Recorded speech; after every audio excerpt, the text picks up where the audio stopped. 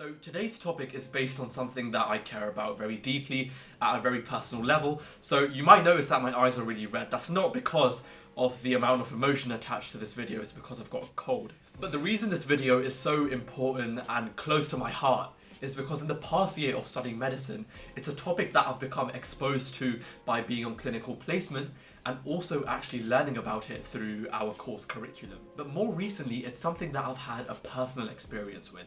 So I'd like to share it with you, and I'd also like to share so many perspectives with you based on this topic. So before I do that, I'd like to share a sort of scenario. So let's say you're a young child and you're roaming about the city with your family, you've gone out on a little trip and you're walking by and you come across another child. Now this other child is visibly very different to you. This child doesn't act the same, their behavior may be very erratic or may be something you find to be non-conventional, or this child may physically just be very different in the sense they may be on a wheelchair, they may be on crutches, they may have some sort of physical impairment which you find interesting. Now as a young child who doesn't fully understand the difference between right and wrong, being rude and being impolite, you stare at this child. Now your parent takes notice of this and they immediately tell you to stop staring at this child and that it's rude to stare, but they also follow it up by saying that you ought to thank God and say thank you for the life that you've given me and thank you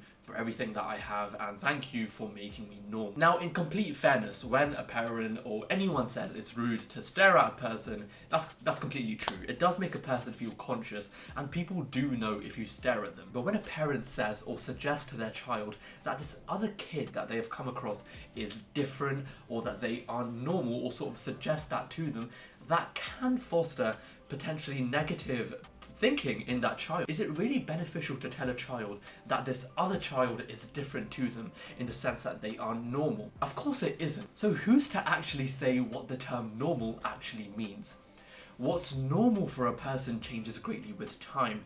You see, in the context of disability, 1/5 of the United Kingdom's population is legally disabled. Now, is it fair to say that this 20% of the UK's population is different? You see, a lot of people are born with cognitive challenges and physical impairments, and people develop changes in their body as they age. But the issue is, by viewing individuals with disabilities as deviations from the norm, by saying that they are normal or suggesting that they are different, it opens up the real possibility of discrimination. I know and I hope that most people watching this video are not discriminatory people, but here's the thing, a lot of people aren't advocates for discrimination, obviously, but unfortunately it's something that almost all of us do in our interactions with individuals that are disabled, and we don't actually realize it. A lot of people view being old or being elderly as a disability in itself. So we currently live in a world that often views aging as a decline into disability, being an elderly person as being disabled, and that's a terrible thing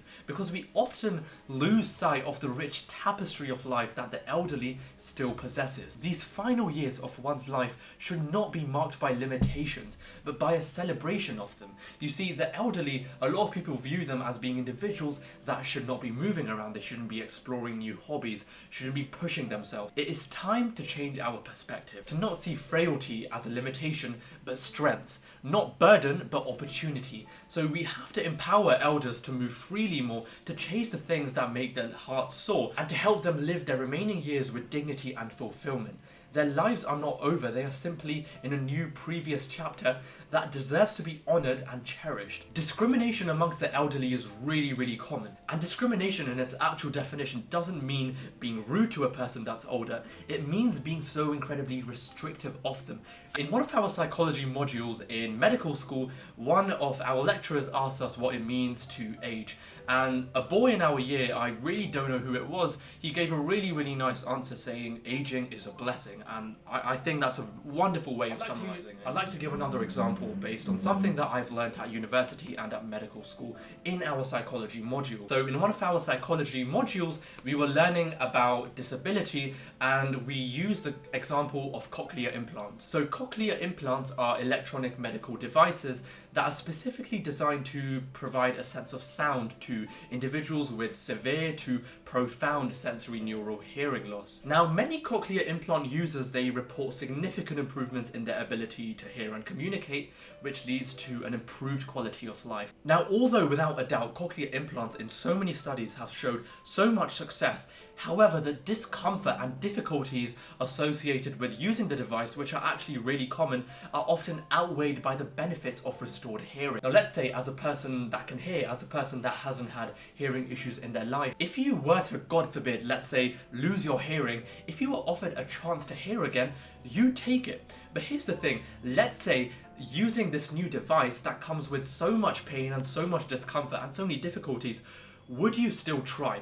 Would you still use and go through that difficulty and go through that pain in order to potentially hear again, in order to hear again and have the life that you potentially once had? Now, many of you would probably say yes, but here's the thing. Many people in the deaf community view deafness as a cultural identity rather than a disability. A lot of people that are deaf view deaf culture, sign language, and the deaf community's unique experiences as something that isn't a problem. You see, a lot of deaf individuals and advocates feel that cochlear implants promote the idea that deafness is something that needs to be corrected or cured, rather than accepting it and valuing deafness as a natural variation in human experience. In the same way, a lot of impairments that people are born with, or a lot of physical disabilities that people get as they grow older, these are just natural variations in human experience, and they do not necessarily always need correction. The point that I'm trying to make is that life presents itself with numerous unique challenges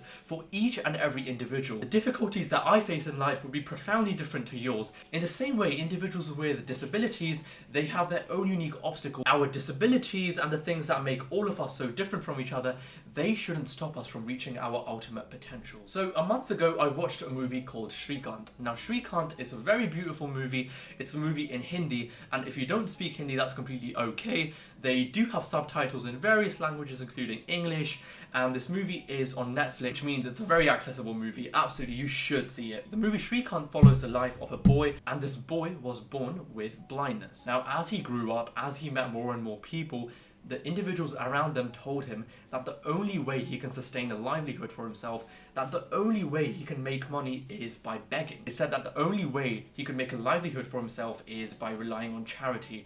Now, here's the thing, when you hear this, a lot of people would find this rude, and it is absolutely a rude thing to say, especially to a young boy growing up. But here's the thing, a lot of the people who said these things to him, they weren't trying to be rude to him. They were sort of looking out for him, or they thought they were looking out for him. A lot of people in society feel that individuals that are blind, they cannot do a lot of things because of this impairment. The issue with making a person with disability rely on charity, or any person rely on charity, it doesn't encourage or empower that person to take charge of their life. You see, Srikanth did amazing things with his life. He didn't let anyone stop him. A lot of people told him that he couldn't make it. A lot of people told him that because of his disability, there was so much he couldn't accomplish. But here's the thing, he became the first person in history as a blind individual to go to MIT. He now owns a very successful company employing hundreds of individuals, which is absolutely amazing and really inspiring. So real quick, I'd like to talk about my experience after surgery.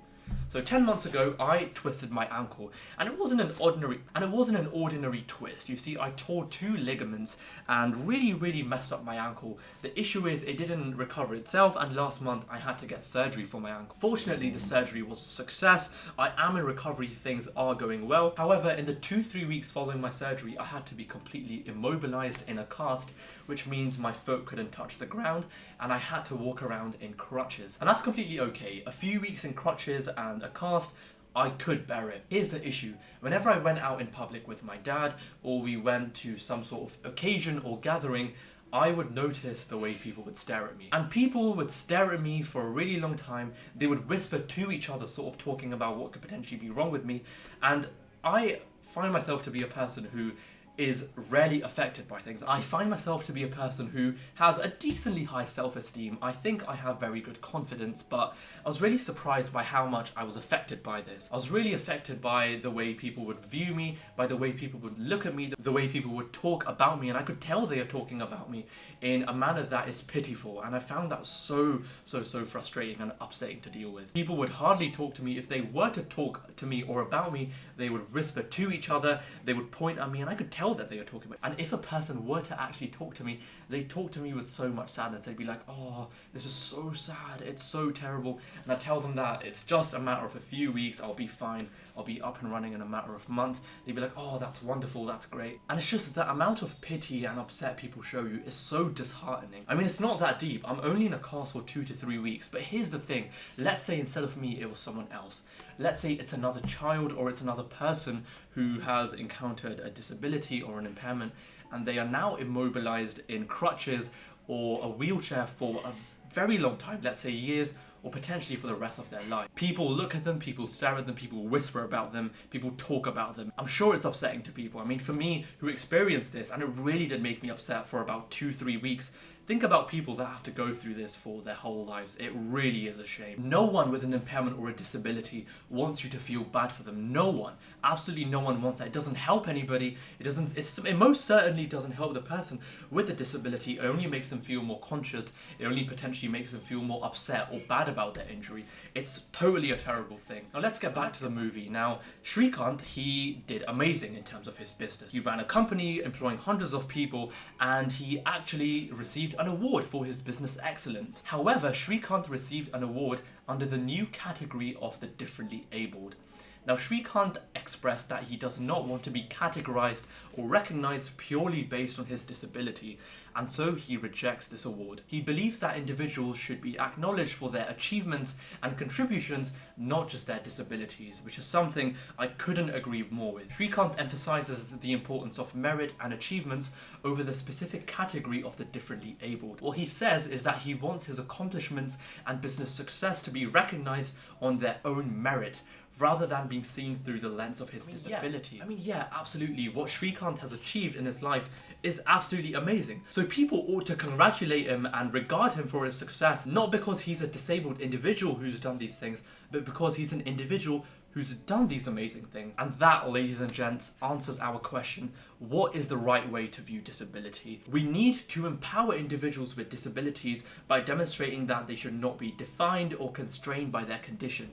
It is essential to highlight their achievements on par with others, ensuring that they receive equal treatment and opportunities despite their unique challenges. Absolutely, the world needs to become a far more accessible place for individuals with disabilities, but with that being said, individuals with disabilities or impairments, they just want to be viewed the same. If you've made it so far, I'd like to thank you. Thank you so much for sticking around to the end and watching the whole video. It really does mean a lot to me. I've never actually said this before at the end of a video, but please do subscribe, and if you enjoyed the video, do leave a like.